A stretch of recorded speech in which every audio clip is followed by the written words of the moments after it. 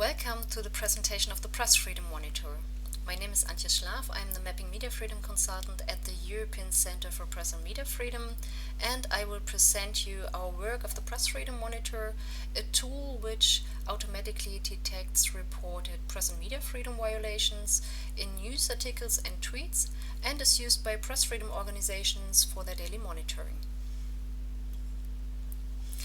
Press freedom is of vital importance for democratically organized states and open societies. However, press freedom is under constant and increasing attack. Therefore, it is important to monitor developments and to advocate for measures to protect press and media freedom. The Press Freedom Monitor was developed within the Media Freedom Rapid Response Project, implemented by 6 press and media freedom organizations and an Institute of Applied Informatics. One of the main pillars of the project is to monitor threats, attacks and restrictions faced by journalists, media workers and media companies in European member states and candidate countries. These incidents are documented on the Mapping Media Freedom platform. This is done to gain insights on the state of press freedom, but also to provide direct help to affected media actors. So the recorded incidents trigger further response actions within our project, such as legal support, shelter, public advocacy, or information to protect journalists and media workers. The Press Freedom Monitor constantly monitors news and tweets and classifies them using a neural network model based on training data specifically created for a purpose, and helps to detect press and media freedom violations. This supports the manual monitoring of incidents, and it can use a wider range of sources and provide a faster response mechanism. We can find more violations and also more sources for each case. This helps us to get a more realistic and more reliable assessment of the press freedom situation. Before I show you the Press Freedom Monitor in action, I want to tell you something about the system architecture. For the data collection, we use the News API and the Twitter API and defined 147 keywords and hashtags based on 3 groups. We query the APIs to require either a match from a Group A element, being directly related to violations of press freedom, such as hashtags like journalism is not a crime, defend whistleblowers, journal safe or SLAP, or a combined match of Group B and C elements, where B are keywords or hashtags related to media actors and press and media freedom, such as editor, journalist, reporter, journalism, media company, press freedom, and C are keywords related to attacks and violations, such as arrested, attacked, abused, defamation, surveillance, threatened. Additionally, we defined 66 Twitter accounts which frequently report about violations of press and media freedom based on the experience of our monitoring experts.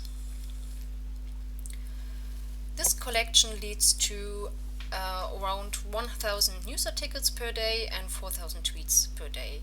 We also used this data to create training data specifically for our purpose.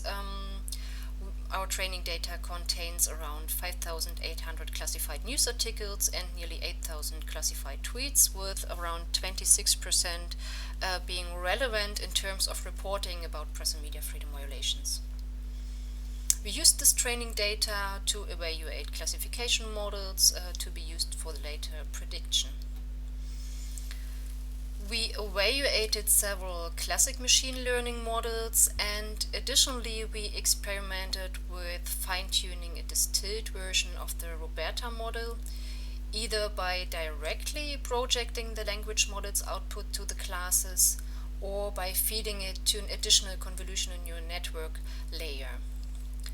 For the language model, we used the Hugging Face Transformers implementation. These 2 experiments you can see in the last 2 lines of the table, and as we can see, these experiments clearly outperform the classic machine learning approaches. The CNN model achieved the highest average F-score and recall during the training and also during the validation on new unseen text from a different time period. And therefore we selected this model to be integrated in our pipeline. Beside this, we also perform duplicate removal with a similarity threshold of 95%, and with this process we can remove about 1.4% of the news, and for tweets it's even nearly 8%. With our case mapping, we aim to detect different news and tweets reporting about the same incident. And we do this using semantic similarity by averaging the embeddings of all tokens and employing cosine similarity. And for this purpose, we use this Bayesian language model.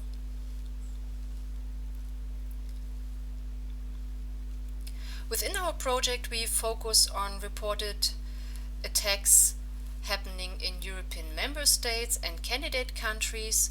And to find these among reported attacks worldwide, we use geocoding and country mapping to identify mentioned location in the text. So we use Bayesian first to identify locations. The string is then translated by OpenStreetMap to a latitude-longitude coordinate, which then can be mapped to a country. Additionally, we also identify country adjectives such as Dutch, German, French, and to map them to their respective country. And we also identify countries in hashtags. As we may end up with several locations and several mapped countries in one item, we look at the ratio of locations within our region of interest to the one outside. Okay, let's have a look at the Press Freedom Monitor user interface, where all these things being regularly performed in the background. I will show you a live demo, so I will switch to the Press Freedom Monitor. The aim of the Press Freedom Monitor is threefold. First, and most importantly, it presents the automatically detected incident reports to the monitoring expert in a convenient format. So you have a page list, can scroll through the detected incidents, and if you click on one item, you're directly guided to the tweet or news article in its original context. There's several convenience filters on the left. So there's a confidence slider, which allows you to adjust the presented items based on their minimum classification confidence. So you can restrict the items to the most confidence one, or you can also see more if you have more time to invest.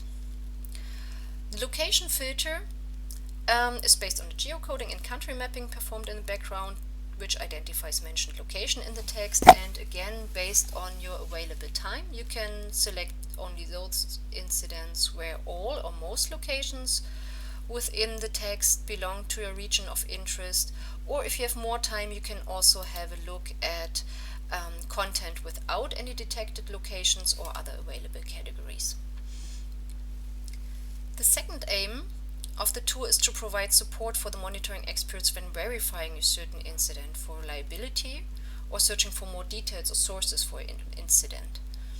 So when our case mapping process performed in the background identifies similar content to one reported item, a button is shown named Show Related Tweets. So for this item we found different sources reporting about the same incident, and if I click on it I see further sources, and I can also be directly guided to the actual tweet.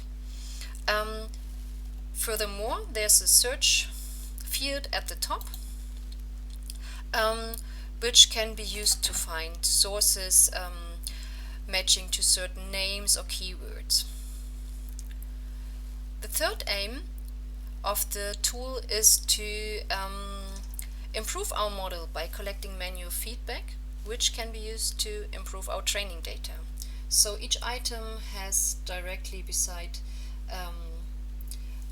feedback buttons, which I can click just by scrolling through, and which can be easily clicked. So this feedback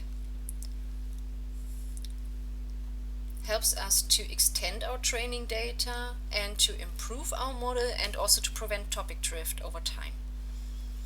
That's all from my side. find out more about the Press Freedom Monitor in our paper. Thank you.